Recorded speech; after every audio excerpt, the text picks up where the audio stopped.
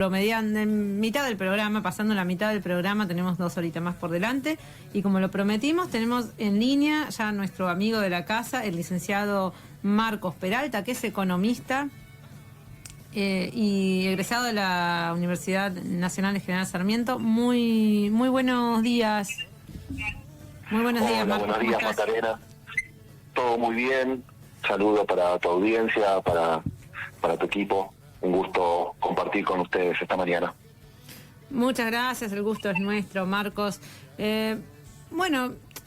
Queremos conversar con vos. Hay varios temas, ¿no?, en lo que es materia económica, pero que nos expliques lo más sencillo posible para los oyentes, para que puedan entender. Vamos primero a lo macro y después vamos a lo micro. El tema de... ¿Sabes que se escucha con un poquito de retorno? No sé si será tu celu o algún problema nuestro. A ver. No sé. A ver, vamos a probar a ver. Yo te escucho perfecto, ¿eh? Ah, bueno. Ahí estamos mejor. Bueno. El tema del viaje de Sergio Massa, el ministro de Economía, a China, eso contó Máximo Kirchner, que fueron a buscar una colaboración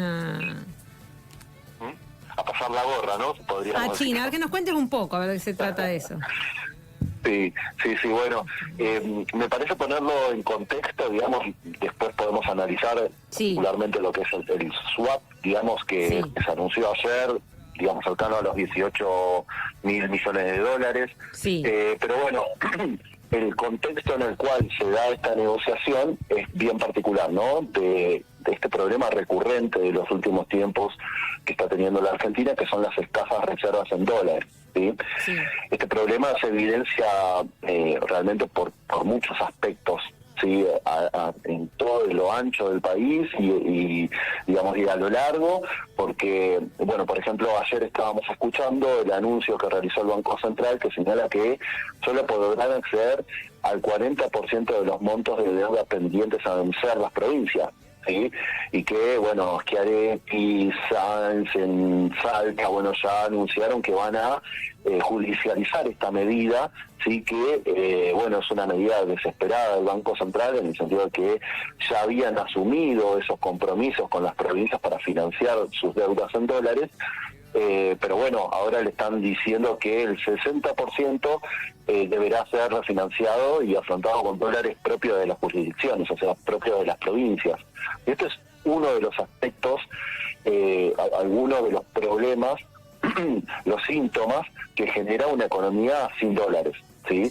Entonces, antes de abordar por ahí particularmente todas las movidas que se están haciendo para conseguir esos dólares, veamos un poco por qué son importantes los dólares para la economía, ¿no? Me parece que es importante realizar un análisis, digamos, de por qué son tan importantes los dólares para la economía, que algunas veces ya lo hemos hablado, pero bueno, por ahí hoy podemos, si te parece, ampliarlo un poquito desde el punto de vista teórico, si se quiere, porque, bueno, nos da herramientas para entender, bueno, esta desesperación que está teniendo el ministro, yendo a Estados Unidos varias veces, yendo a China, yendo a Brasil, y por el momento con muy pocos resultados en términos de mejorar la calidad de vida de la gente, ¿no? Estos son como un medio para lograr en algún momento una mejora de la economía, pero en realidad es una medida totalmente transitoria y de urgencia con vistas a llegar a las elecciones, ¿sí?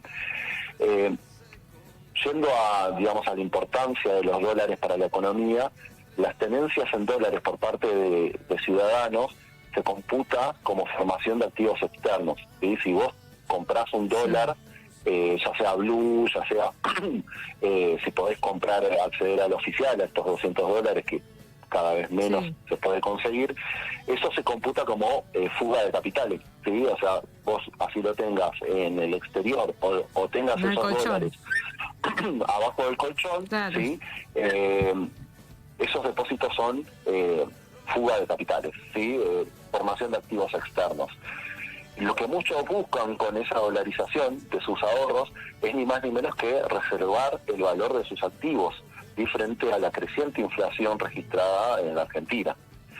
Sin embargo, los montos exorbitantes de dólares en manos de privados en la Argentina se explican en menor medida por el típico clase media que compra dólares, sobre todo porque ahora la clase media prácticamente no puede comprar dólares. ¿Sí? La mayor parte de esos fondos son grandes fortunas de empresarios que hacen de esos dólares por distintas vías, ¿sí? Puede ser de forma legal, contado con liqui, el dólar net, algunos bonos, dólar linked se llama, ¿sí? Son bonos que permiten dolarizar la cartera y que ofrece el Estado, o también está el mercado informal o negro, el llamado dólar blue, ¿sí?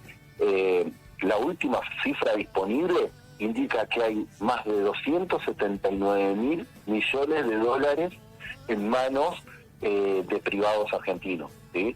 Nosotros estamos mendigando 10.000, 18.000 y tenemos en manos de los argentinos 279.000 millones de dólares.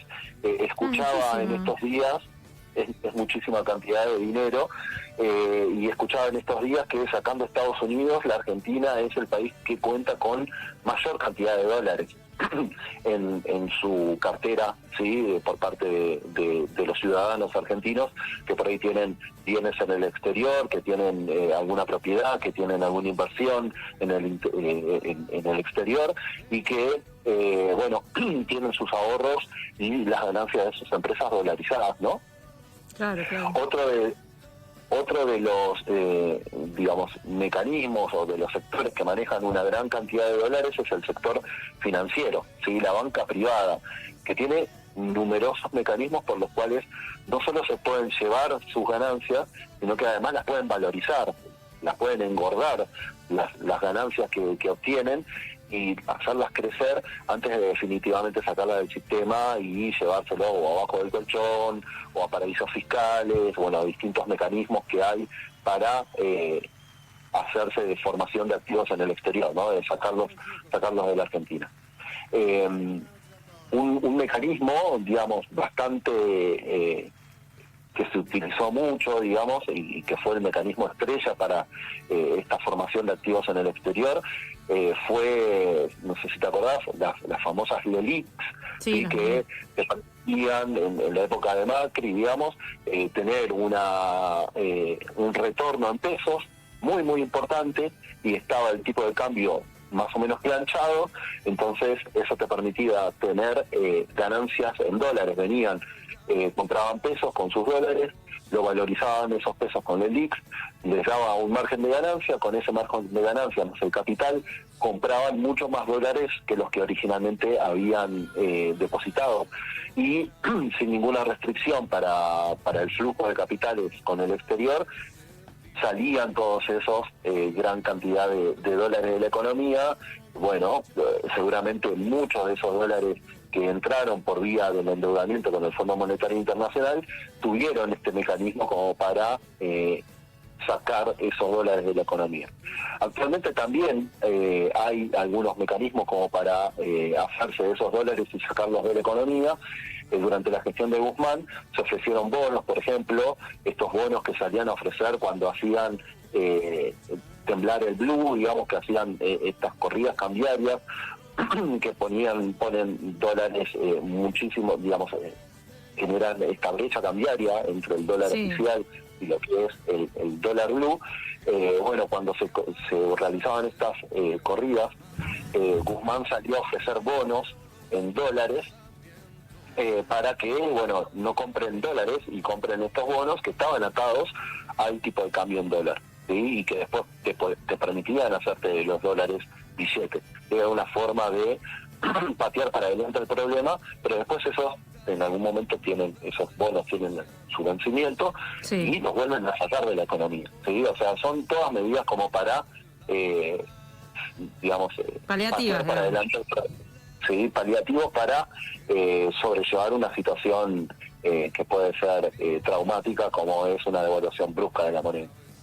Bien. Y hay otro aspecto, sí, por los cuales se demandan dólares, que creo que es el más importante, sí, que son las operaciones de comercio exterior, sí, es decir, importaciones de bienes y servicios que no se realizan con esos 279.000 millones de dólares que están en manos de los privados, sino que siguen fluyendo por distintas vías desde el Banco Central, es decir, las famosas reservas internacionales, y abastecen, digamos, a los importadores con dólares que son financiados a un tipo de cambio muy diferente al que se puede acceder el público en general, que son los dólares oficiales, ¿no? Que hasta ayer estaban en algo así como 250 pesos por dólar, 249,50. Es decir, estos productos finales sí que son esenciales, algunos medicamentos, tecnología y también productos intermedios que son esenciales para el normal funcionamiento de la economía, como maquinaria, equipos de telecomunicaciones, ¿sí? Todo eso también es una vía por el cual salen dólares de las reservas del Banco Central, ¿no?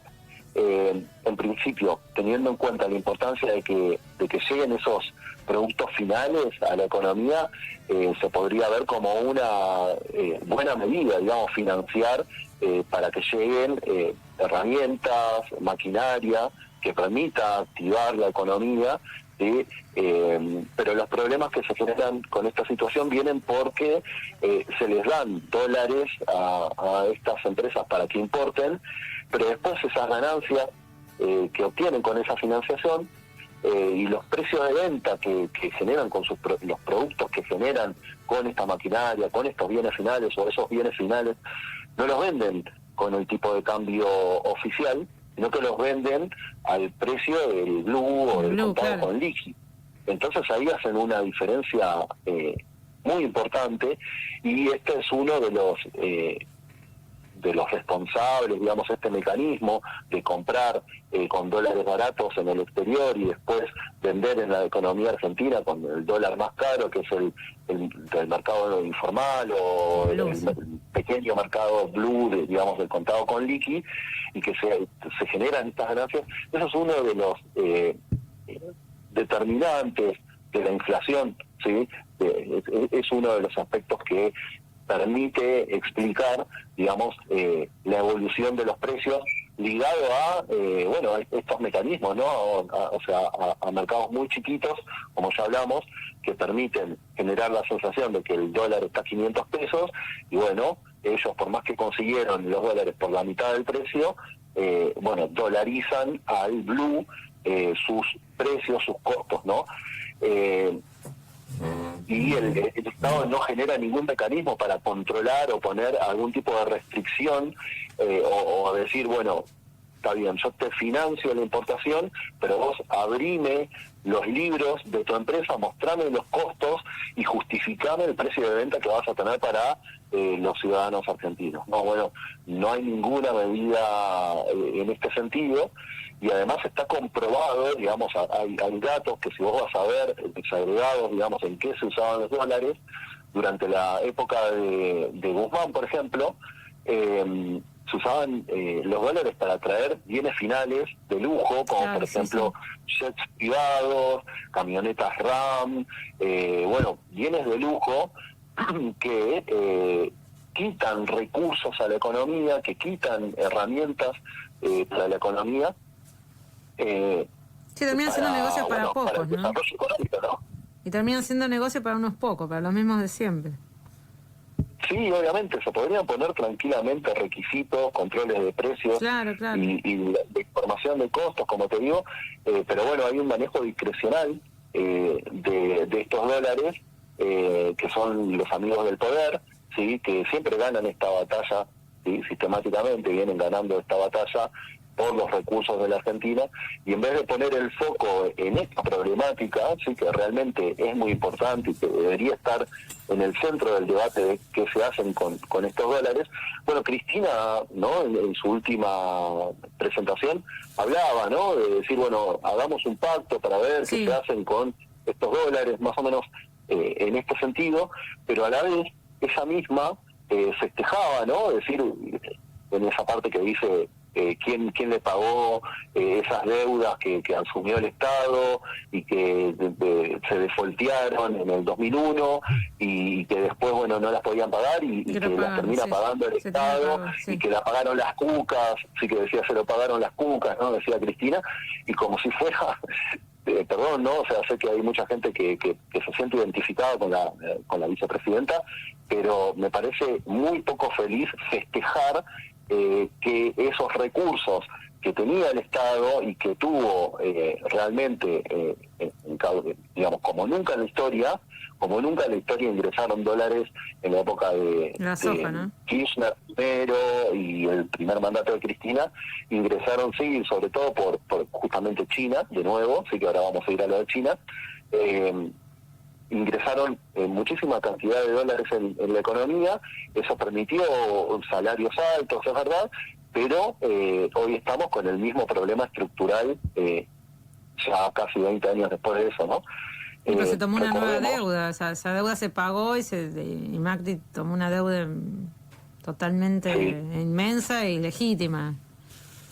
Sí, o sea, los dólares siguen pasando, siguen entrando y siguen saliendo, pero estructuralmente la economía no logra generar un mecanismo por el cual esos dólares intervengan en la estructura productiva para generar a futuro, digamos, una generación de dólares genuino por parte de la Argentina, porque otro de los problemas que también señalaba la vicepresidenta, y es real, es este tema de la primarización de la economía, ¿no? O sea, dependemos de si sale el sol o no para tener buena o mala cosecha, y esa es la única herramienta que tenemos como para generar dólares genuinos en la Argentina, ¿no?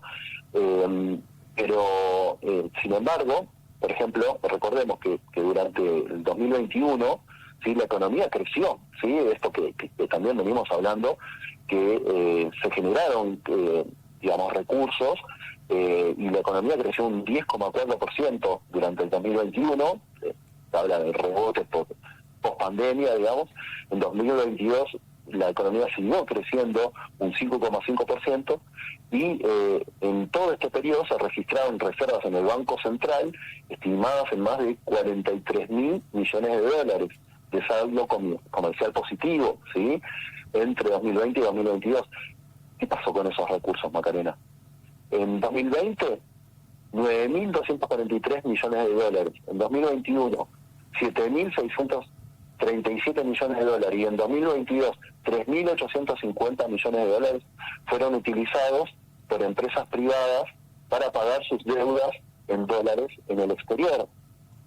Sí. O sea, un gobierno que pretendía y que tiene las herramientas como para generar algún tipo de sinergia en la economía que permita hacer inversiones estratégicas que son muy necesarias, o en infraestructura que es muy necesaria, o en salud o en educación que son tan necesarias para invertir en la economía pensando en el futuro.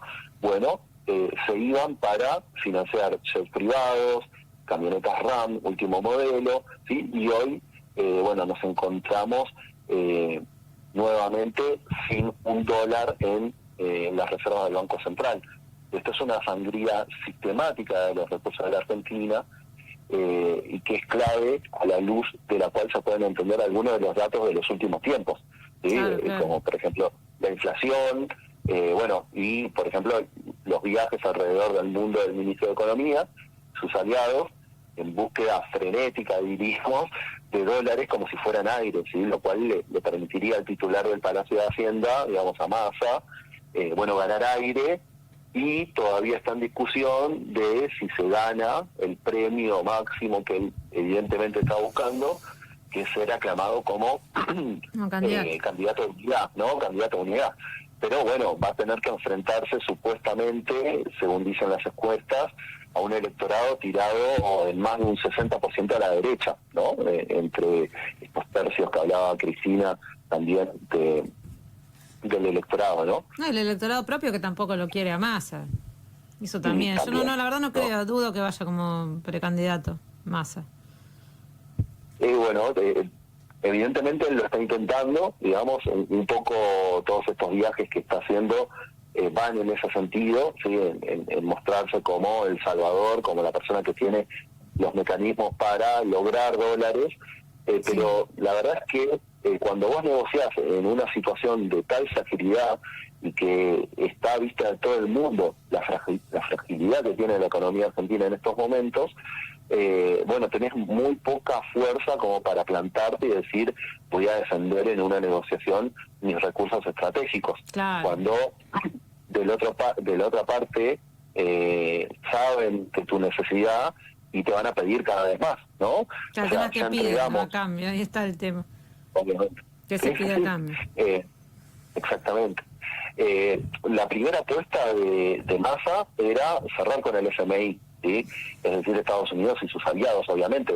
El ministro está alineado en un 100%, digamos, con los intereses de Estados Unidos, con la embajada estadounidense en el país. Esto cualquier, digamos, análisis que uno hace de la carrera de Massa, bueno, sabe que está ligado a, digamos, a aspectos de Estados Unidos, de la embajada, ¿no?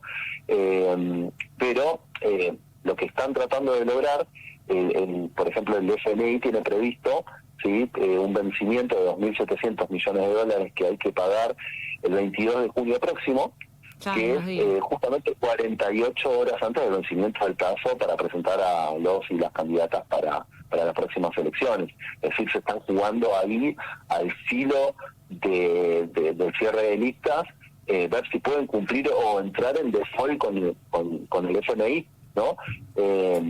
Pero igualmente lo que está previsto es que el FMI preste esos 2.700 millones de dólares, pero así como entran, es como que te dan la plata para que le paguemos a ellos mismos. Claro, te prestan para que le paguemos a ellos.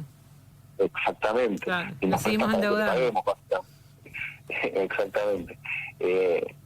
¿Y con esta ayuda de China se podría pagar con eso? Estoy hablando de... No para está entender. previsto que sea... no está previsto, digamos, el swap con China. Bueno, ya está, esto es reciente, ¿no? El día de ayer, digamos, se cerró el swap con China, que es, digamos, un swap es un intercambio de monedas, ¿sí? Es, yo te doy pesos, obviamente el Estado chino no necesita esos pesos, estamos hablando de billones de pesos que va, sí, o sea, miles de millones de pesos que va a poner a disposición Argentina del Banco Central de China, pero el chiste de la situación es que, bueno, China nos brinda su propia moneda, que su moneda sí tiene otro respaldo como para negociar, por ejemplo, para realizar algunas operaciones de comercio exterior, es decir, seguir financiando importaciones, que son algunas de ellas muy, muy cruciales para la economía, pero también, digamos, para intervenir en el mercado de cambios. Ese es el objetivo principal con vistas a las elecciones, es decir, ningún gobierno va a ganar en medio de una corrida cambiaria, una fuerte depreciación y una espiralización del proceso inflacionario que traería aparejado digamos, una devaluación brusca, y más en un contexto en donde, digamos, hay un riesgo alto, hay incertidumbre. Entonces todos los que tienen algunos pequeños recursos o aquellos que tienen grandes recursos, todos juntos van a ir a tratar de dolarizarse, ¿sí? Eso, bueno, se supone que va a permitir el swap, este intercambio de monedas, va a permitir utilizarse, ¿sí? Si bien son 18.000 millones de dólares, lo que tenés para poder usar libremente y poder disponer, se amplió. Antes eran 5.000 millones de dólares, ahora creo que son 10.000 millones de dólares que se van a poder disponer para usar libremente, pero obviamente China se encarga de fijar pautas y condicionamientos. Claro, eso. ¿Qué pide China? Usar esos recursos, y obviamente el objetivo es privilegiar a los proveedores asiáticos, ¿sí?, a los proveedores chinos, frente a otras alternativas que hay en el mercado, ¿no? Entiendo. El swap con China, ¿sí?, estos que son, hablando en yuanes, son 130.000 millones de yuanes, alcanzan un valor, como te decía, de 18.000 millones de dólares, representa cerca del 55% de las reservas brutas del Banco Central. O sea, es muy importante, es más de la mitad de las reservas que tienen hoy brutas, ¿sí?, el Banco Central, más de la mitad van a pasar a ser esos yuanes, ¿sí? O sea, hoy el nivel de reservas brutas quiere decir que tienen depositadas en distintos herramientas, ¿no? Algunos bonos, Sí. billetes, oro, sí, o sea, todas las joyas de la abuela, digamos, Sí, todo, contando son todo. algo Sí, así sí. como 33.000 millones de dólares que quedan en la Argentina, ¿sí? Cuando estábamos hablando de 279.000 millones de dólares que hay bueno, lo que le queda al Estado es eso, o sea, fue realmente saqueado los recursos del Estado, pero si digamos, si vamos a las reservas netas, sí que no hay datos, el gobierno no está dando datos de cuáles son las reservas netas, pero sí hay cálculos, digamos, que se hacen del sector privado, tienen en cuenta, digamos, las deudas que tiene el Estado, depósitos y otros activos que tiene, y que, digamos, que tiene disponible el Estado y que tiene las deudas que tiene. Se estaban hablando de que hay algo así como entre 500 millones de dólares que puedan quedar, o 1.500, 1.800 millones de dólares negativos.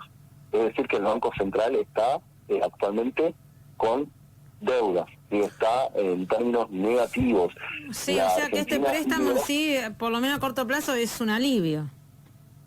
es un alivio para sobrellevar esta situación. Claro, por lo menos. No está claro todavía la letra chica en términos de condicionamientos, Macarena, que te decía, lo cual ahora puede no importarnos, decir, bueno, vamos, necesito la moneda, necesito para sobrellevar esta situación actualmente, y te firmo lo que sea, ¿sí? O sea, la verdad es que todavía no tenemos acceso a cuáles son los condicionamientos que está poniendo China para poder brindar esto, y lo cual me parece lo más importante, ¿no?, en este momento. Y Es debería decir, conocerse eso. en esto, digo, en este debate, en lo que estamos hablando nosotros ahora, yo estoy tratando de poner el foco no en los objetivos inmediatos y de las necesidades urgentes que tiene el ministro para ver si va a ser candidato o no, ¿sí? Me parece que ese debate hoy no es lo esencial, que el debate tiene que ser estratégico, que puede que las elecciones muchas veces nos brindan ese espacio, digamos, en donde se pueden discutir estratégicamente qué tipo de país queremos ser, ¿sí? Pero bueno, evidentemente, digamos, el internismo y estas discusiones de camarillas, estas discusiones muy sectoriales, son las que ganan la agenda del día a día, son las que, bueno, están imponiendo nuevamente condicionamientos hacia el futuro para el desarrollo de la Argentina, ¿no? Marcos, te pregunto esto más que nada como economista, pero también como ciudadano, ¿no? De a pie. Sí. ¿Cómo estás viendo el panorama electoral y si realmente ves que las distintas plataformas haya esto que estamos hablando de soluciones a largo plazo o es todo más de lo mismo, o ves que realmente hay propuestas que planteen algo diferente como para realmente poder salir adelante, ¿no?, de este modelo? Sí, hay debates que van en este sentido. Digamos, lo que yo estoy planteando no lo hago a título personal, sino que muchas veces es leyendo a compañeros, a compañeras que tienen, digamos, políticas, plataformas, digamos, en donde el centro de su acción política es la defensa de los intereses de los trabajadores, ¿sí? Tengo mis diferencias, pero el Frente de Izquierda es una referencia en ese sentido, discutiendo, por ejemplo, Miriam Bregman, Del Caño, bueno, el Partido Obrero con Solano. Y recién hablamos con Vilma hace un ratito. Paul, ¿no? Bueno, ellos están planteando algunos de estos debates, poniendo en el centro de la discusión, por ejemplo, la reducción de la jornada laboral para lograr, digamos, una distribución mejor de los recursos, manteniendo el salario, digamos, que es una discusión que se está dando a nivel mundial y que sería una medida muy importante, digamos, para el día a día de los trabajadores y para estratégicamente pensando el futuro, para generar toda esta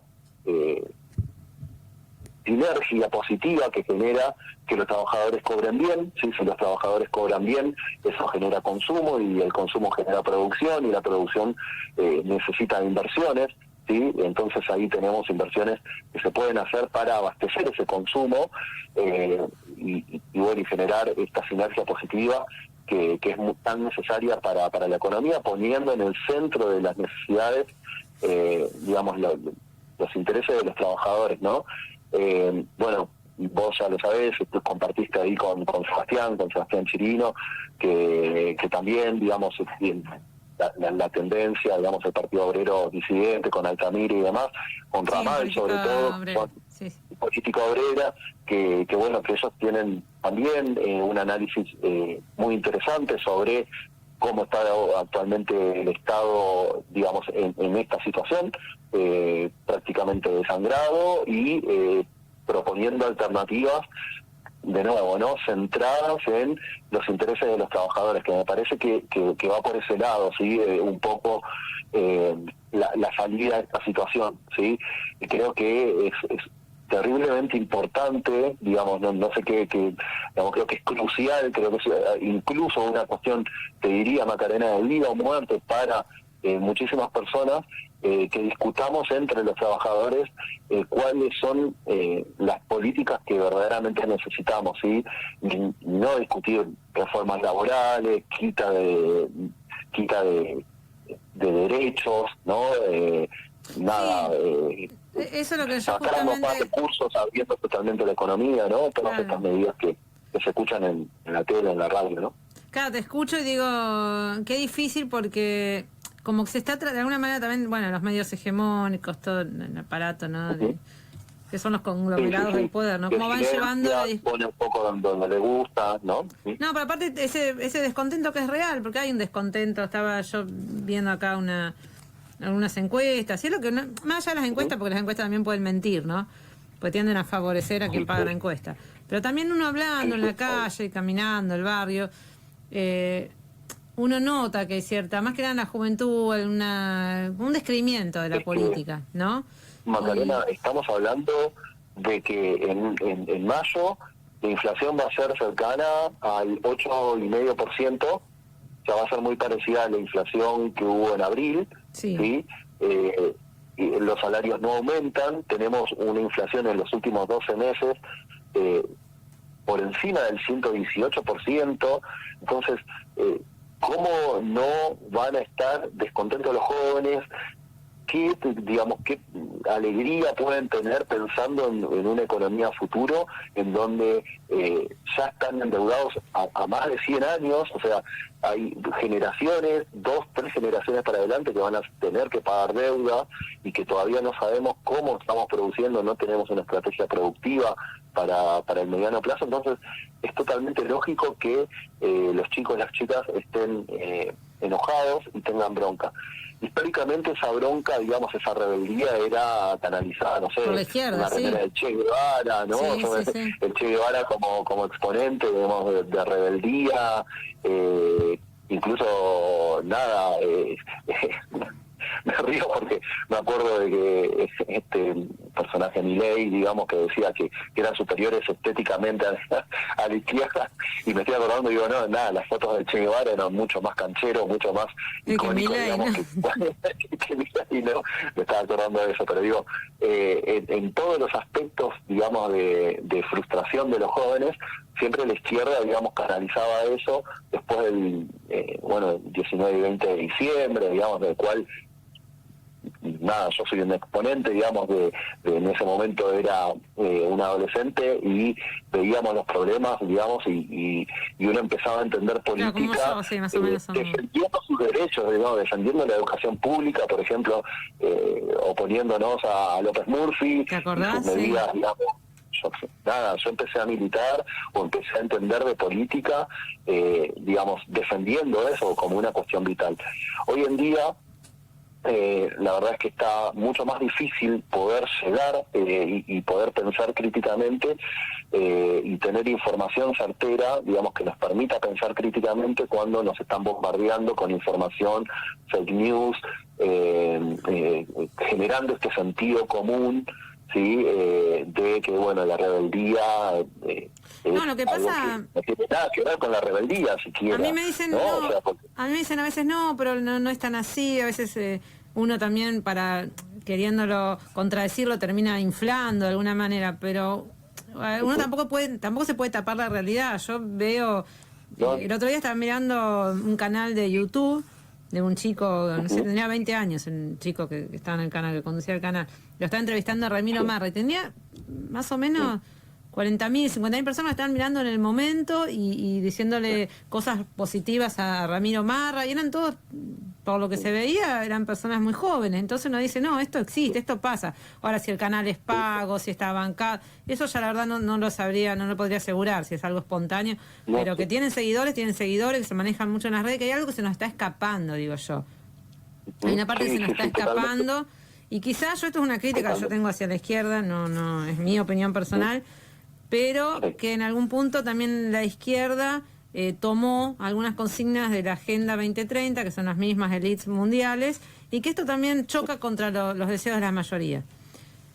Y me parece que, y también el peronismo, esto no es solamente la izquierda, también el peronismo, como que nos hemos comido una curva y este es el costo. Que hay mucha gente que esa frustración la termina volcando en estas personas de derecha o de extrema derecha. Obviamente. Tenemos que hacer una autocrítica ahí, me parece. Sí, totalmente. Estratégicamente hay que hacer un cambio, digamos, un cambio de tal vez de método, de acercamiento, de planteos, porque los planteos siguen siendo los mismos, uno escucha, yo también soy crítico, digamos, de ciertos aspectos de que se debaten, que son muy minúsculos y que hay que tener toda una carga teórica previa para discutir eso, y termina siendo una discusión como muy puertas adentro, de la izquierda, digamos. Pero también entiendo que la realidad es muchísimo más compleja que un eslogan, ¿sí? Y es muy difícil discutir con un eslogan, ¿sí? Porque tiene impacto, porque es como el azúcar, ¿no?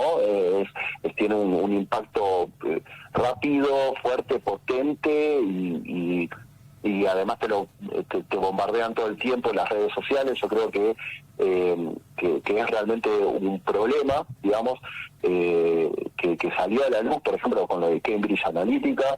Si te acordás, digamos, hubo un juicio, digamos, a Facebook en Inglaterra, en donde, bueno, estaba clarísimo que había campañas orientativas que generan odio. Y, a ver, Macarena, Bolsonaro fue presidente de Brasil. ¿Cómo Milei no va a poder ser presidente de la Argentina, digamos? No, que son muy hábiles para comunicar, ahí está el tema. La verdad es que podría pasar tranquilamente, y entiendo, digamos, ahí el tema de ¿qué hacemos? ¿Lo sigo inflando hablando de él o doy la discusión? Bueno, yo creo que hay que centrarnos en esto, ¿no? Hay que centrarnos en los datos, en una cuestión objetiva, tratando de ser lo más claro posible, pero también apelando a la capacidad de comprensión del otro interlocutor, no subestimándolo, sí. y buscando interpelarlo, pero yo creo que... Mira, a mí me pasó, te cuento algo, esto, una charla...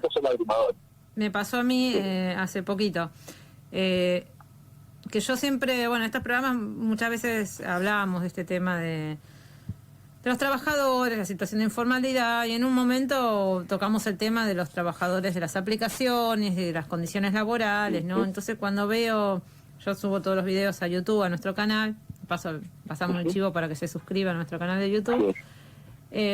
Había un chico que me escribía y me decía que, porque nos contestan, ¿no? Los militantes de Milei y todo. Y me gusta tener intercambio porque uno también sabe cómo piensan, ¿no? A veces tiene que conocer al otro también, ¿no?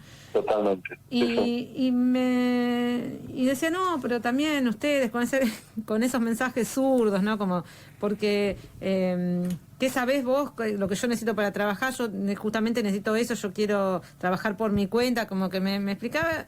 Si vos no sabés, si vos no trabajaste, yo pensaba, bueno, en un punto, yo no trabajo de esto, quizá tendría que ver qué es la pretensión, qué es cómo se siente esa persona, ¿no? Porque a veces uno dice no, porque necesitan tener esto, y realmente por ahí un trabajador de esas aplicaciones vive otra realidad, y yo soy recontra defensora de los derechos laborales, pero digo, quizá tenemos que escuchar un poco más también para ver qué es lo que le pasa a esa persona, por qué prefiere trabajar de esa manera, porque quizá necesita trabajar de esa manera porque es su segundo trabajo, pues ya tiene otro trabajo, pues también es una realidad que Por ahí Bueno, trabajar en una fábrica y no te alcanza. Entonces, si no querés, tenés dos trabajos en blanco. Tenés uno en blanco y uno en negro. Entonces, ahí está el problema, ¿no? Que a veces no comprendemos. Hay que indagar, comprender, pero no hay mucha vuelta que darle. Si, digamos, si vos trabajás y pensás que de forma independiente vas a ganar más, bueno, vas a luchar por eso, digamos. Pero acá el tema es ganar más, ¿no? O sea, cualquier trabajador lo que quiere es generar los recursos que le permitan vivir dignamente, ¿sí? Entonces, creo que ese es el punto neural, digamos, de cualquier debate, es decir, estamos luchando por lo mismo, ¿sí? O sea, en definitiva, vos pensás que siendo totalmente independiente y, no sé, perdón, pero defecándote en todo el otro mundo que hay a tu alrededor, vas a estar mejor. Ok, digamos, hablemos de eso porque realmente no es así, porque si vos ganas bien, pero todo a tu alrededor está en África, ¿sí? O sea, en una economía en donde no hay dólares, en una economía diezmada desde de deudas y con supercapitales que contratan a gente y los hacen trabajar por 2 mangos. Entonces, en ese contexto, vos, por más que vos ganes bien, vas a vivir bien, ¿sí? O sea, podemos pensar esto como una solución no solamente individual, sino una acción colectiva. O sea, creo que por lo menos yo encaro la discusión desde ese lugar, ¿sí? Lo encaro por las necesidades colectivas, por generar un mínimo de empatía con el otro, ¿sí? Porque digamos, todo lo que nosotros hacemos y el esfuerzo que hacemos por comunicar estas cosas, por ejemplo, Macarena, a esto nos lleva a preparación, nos lleva a leer, nos lleva a redactar, ¿sí? Para poder compartirlo con los demás.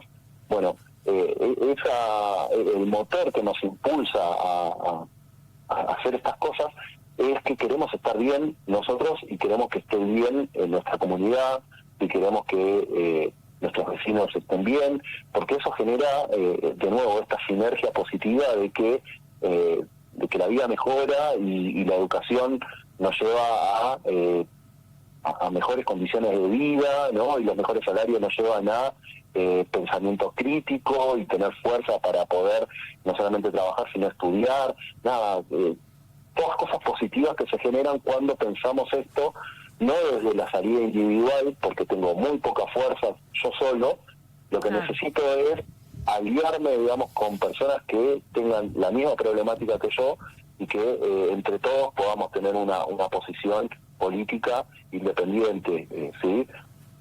Entonces, ese creo que es el debate que hay que dar, ¿no? Para pensarnos de nuevo como colectivo. Y esto es una cuestión de naturaleza humana, ¿sí? O sea, el ser humano es un ser social, por naturaleza, ¿sí? Somos un ser social, digamos. Entonces, no puede, incluso metodológicamente, esta cuestión de la individualidad no existe. O sea, empezó a existir hace 200 años, cuando empezó el capitalismo, porque anteriormente vivíamos en comunidades, digamos, acá hay que hacer un desarrollo histórico y un análisis de esto, y digamos, y esa otra posición libertaria no resiste el mínimo análisis si uno habla realmente críticamente y pensándolo y debatiéndolo académicamente, digamos, donde se permita dar ese debate. No tienen sustento, digamos, como para ganar cualquier tipo de debate contra esta posición de las mayorías, de la clase trabajadora y de las necesidades populares, ¿sí? No hay herramientas para que ellos nos ganen un debate. Pero ¿qué pasa? Ellos tienen medios económicos, coacción, ¿no? Tienen en última instancia la policía que reprime, pero también antes de eso medios de comunicación que están en loop las 24 horas generando este sentido común que hay que discutir, digamos, ¿no? O sea, estamos en desventaja, pero tenemos la razón, básicamente. Entonces, eso nos va a llevar a superar esta situación.